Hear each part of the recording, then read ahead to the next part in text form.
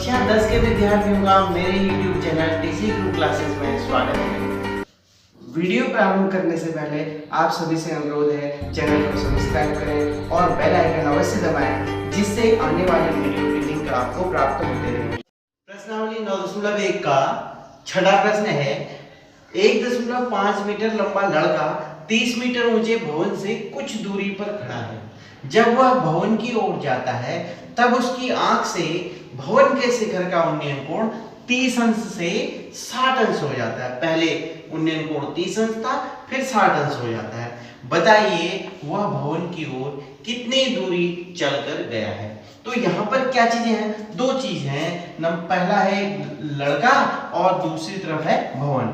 यहाँ पर हम लेते हैं भवन को और यहाँ पर लेते हैं लड़के को। ठीक है, ये लड़का हो गया। अब लड़के की ऊंचाई दे रखी है, लड़के की ऊंचाई दे रखी है 1.5 मीटर, 1.5 मीटर लंबा लड़का। ठीक है, माना ए बी लड़का है और सी डी भवन है, और इसकी आंख से लड़के की आंख से भवन के शिखर का जो उन्नयन कोण है, जो भवन के शिखर का उन्नयन कोण बनेगा वो है 30 अंश। कितना है? 30 अंश ये उन्नयन कोण है। फिर ये लड़का भवन की ओर जाता है, भवन की ओर चल के यहाँ पर आ जाता है, कुछ दूरी पर जाता है, माना कि x दूरी पर तक जाता है। x दूरी पर चल के ये E बिंदु पर आ जाता है, E बिंदु पर आ जाता है। यहाँ पर हो गया लड़का, उसकी आंख कहाँ है? ऊपर है, ये आंख है, ये पाँव हो गया। ठीक है, अब उन्नयन कोण कितना हो जाता है? अब उन्नयन कोण हो जाता है 60 अंश। अब उन्नयन कोण हो जाता है 60 अंश। हमें बताना है कि बताइए वह भवन की ओर कितनी दूरी चलकर गया है। जो ये दूरी चलकर गया है ना, ये दूरी बतानी है, अर्थात x दूरी हमें बतानी है। इसको हम यहाँ पर मिला देते हैं, ये x दूरी दिखानी है हमें। ये जितनी x दूरी यहाँ पर है वही दूरी यहाँ पर भी होगी, ये भी x ही होगी। ठीक है, ये x हमें निकालनी है। इस बिंदु को हम f मान लेते हैं, इस बिंदु को f मान लेते हैं और इसको मान लेते हैं g। ठीक है, ये माना ए बी 1.5 मीटर लंबा लड़का है और सी डी भवन है, और ए बिंदु से भवन के शिखर का उन्नयन कोण 30 अंश है, और लड़का x दूरी चलकर ई बिंदु पर आ जाता है। तो एफ बिंदु जहां पर उसकी आंख है, आंख से उन्नयन कोण फिर हो जाता है 60 अंश। तो हमें दूरी निकालनी है कि उस लड़के ने कितनी दूरी तय की जिससे कि उन्नयन कोण 60 अंश हो जाता है। सबसे पहले हल करते हैं त्रिभुज CFG में, त्रिभुज CFG में। यहां पर ये देखना है, जो भवन CD है, ये भवन की ऊंचाई दे रखी है 30 मीटर, 30 मीटर ऊंचाई दे रखी है भवन की। अब यहाँ पर देखिए, ये एक आयत बन रहा है। यहाँ देखिए AGDB एक आयत है। अगर ये आयत की AB भुजा 1.5 सेंटीमीटर है तो उसके सामने की GD भुजा भी 1.5 मीटर होगी। तो 30 मीटर पूरा भवन है, 30 मीटर में से 1.5 मीटर घट गई, तो ये 30 में से 1.5 घटाएं 28.5 मीटर। तो ECG हो जाएगा 28.5 मीटर। तो समकोण त्रिभुज CFG में हम निकाल लेते हैं tan 60 अंश।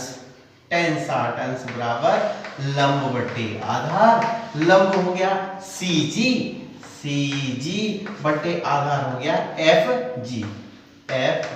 CG है 28.5 और FG हम निकाल देते हैं। ठीक है, tan 60 का मान होता है वर्गमूल 3 बराबर 28.5 बटे FG।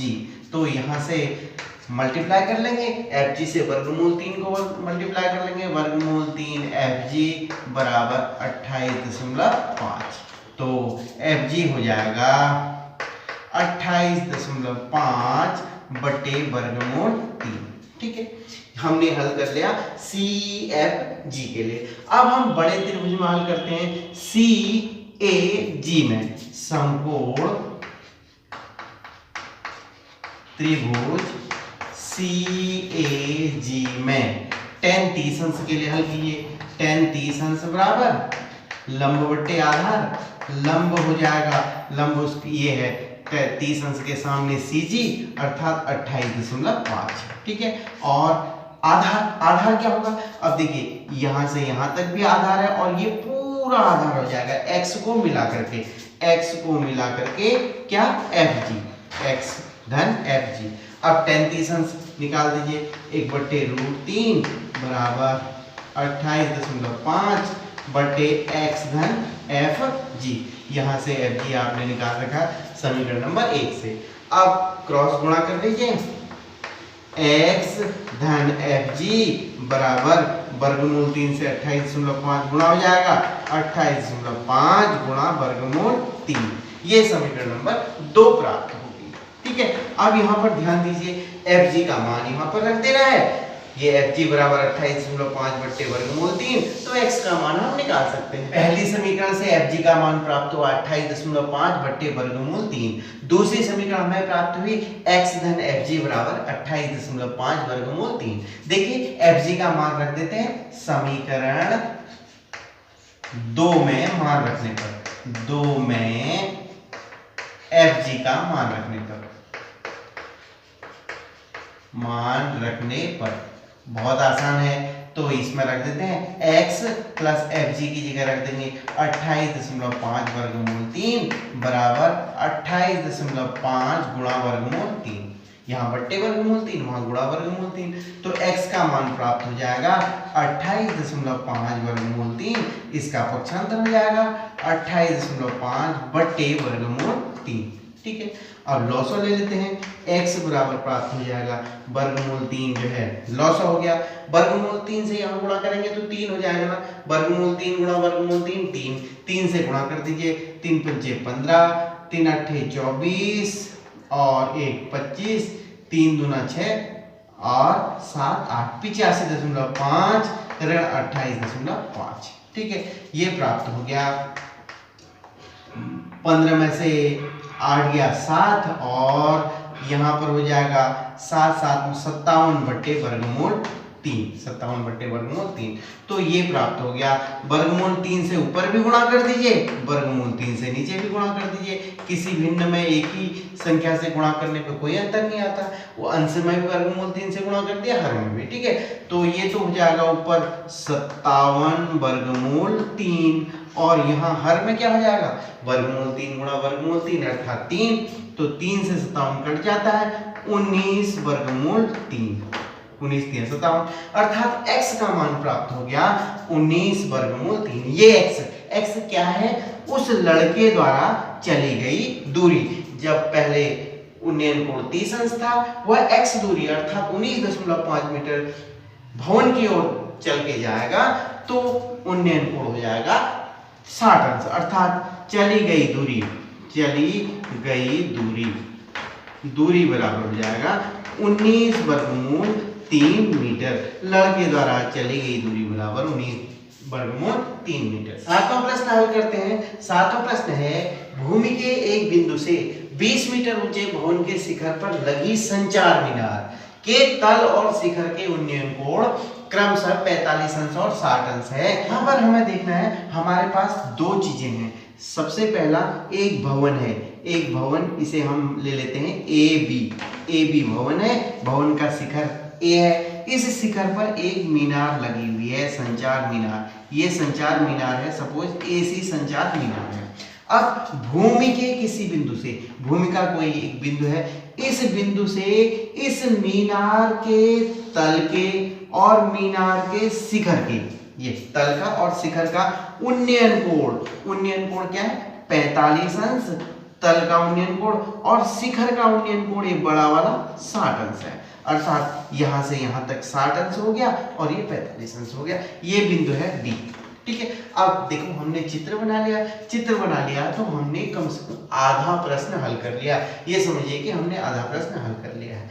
अब हम हल करते हैं कि हमें निकालनी क्या है, हमें निकालनी है इस मीनार की ऊंचाई। ये एसी दूरी निकालनी है, ये वाली दूरी निकालनी है, अर्थात मीनार की ऊंचाई, इसे h मान लीजिए। और भवन कितना ऊंचा है, 20 मीटर ऊंचा भवन है, ये है 20 मीटर, ये देखिए 20 मीटर ऊंचा भवन है। तो सबसे पहले हम लिख लेंगे, माना ए बी भवन है, ए सी मीनार है, और बिंदु डी से भवन के ये मीनार के तल और शिखर के उन्नयन कोण 45 अंश और 60 अंश है। ये लिख लिया। अब हम सबसे पहले हल करेंगे त्रिभुज ए डी बी के लिए। त्रिभुज ए डी बी में, त्रिभुज ए डी बी में देखिए लंब हमें मालूम है, आधार प्राप्त करना है tan 45 अंश, tan 45 अंश बराबर लंब बटे आधार, लंब बटे आधार। लंब कितना है इसके लिए ए डी बी में लंब है 20 और आधार पता नहीं है हमें, आधार ले लीजिए डी बी, आधार डी बी ले लीजिए। अब tan 45 का मान कितना होता है, tan 45 बराबर 1 होता है, 1 बराबर 20 बटे D B. It means cross गुणा कर लेंगे, डी बी उनजा डी बी, डी बी से 1 को गुणा कर लिया डी बी बराबर 20, अर्थात आधार भी प्राप्त हो गया 20 मीटर, अर्थात डी बी दूरी प्राप्त होगी 20 मीटर। अब लेते हैं हम बड़े त्रिभुज अर्थात त्रिभुज सी डी बी में tan 60 अंश ले लेते हैं, tan 60 अंश बराबर लंब बटे आधार। अब लंब क्या होगा, अब यहाँ पर देखना है त्रिभुज सी डी बी के लिए 60 अंश के लिए लंब कौन सा है, बड़ा वाला सी से बी तक की दूरी, अर्थात लंब हो जाएगा सी बी और आधार क्या हो जाएगा डी बी, आधार तो वही है डी बी। अब देखो सी बी कितना है, सी बी मीन्स जो मीनार है उसकी ऊंचाई h और भवन की ऊंचाई 20, अर्थात लंब जो पूरा है tan 60 के लिए लंब है भवन की ऊंचाई प्लस मीनार की ऊंचाई, और db हमने अभी प्राप्त किया है, इससे पूर्व db हमने प्राप्त किया है 20 मीटर। अब देखिए tan 60 का मान रखिए, वर्गमूल 3 बराबर h धन 20 बटे 20, तो क्रॉस मल्टीप्लिकेशन कर लेते हैं तो ये प्राप्त हो जाएगा h धन 20 बराबर 20 वर्गमूल 3, ठीक है। तो 20 का पक्षांतर कर देते हैं, h बराबर हो जाएगा 20 वर्गमूल 3 ऋण 20, अर्थात 20 कॉमन ले लीजिए, वर्गमूल 3 ऋण 1, ये इस मीनार की ऊंचाई प्राप्त होगी। अगर हम वर्गमूल 3 का मान रखते हैं 20 गुणा 1.732 होता है वर्गमूल 3 का मान, उसमें से 1 को घटा दीजिए, ये प्राप्त हो जाएगा 20 गुणा 1.732 में से 1 कैंसिल हो गया तो बच गया 0.732, तो गुणा कर लीजिए, 2 दूना 4, 2 तीन 6, 2 सत्ते 14 और 1 शून्य हो गई, यहाँ पर 14.64 मीटर ये प्राप्त हो जाएगी। किसकी ऊंचाई, संचार मीनार की ऊंचाई, मीनार की ऊंचाई जो हमें ज्ञात करनी थी। भवन के शिखर पर लगी है मीनार जिसकी ऊंचाई है 14.64 मीटर। वीडियो को ध्यान से देखने का आभार। अपने सुझाव कमेंट बॉक्स में अवश्य दीजिएगा।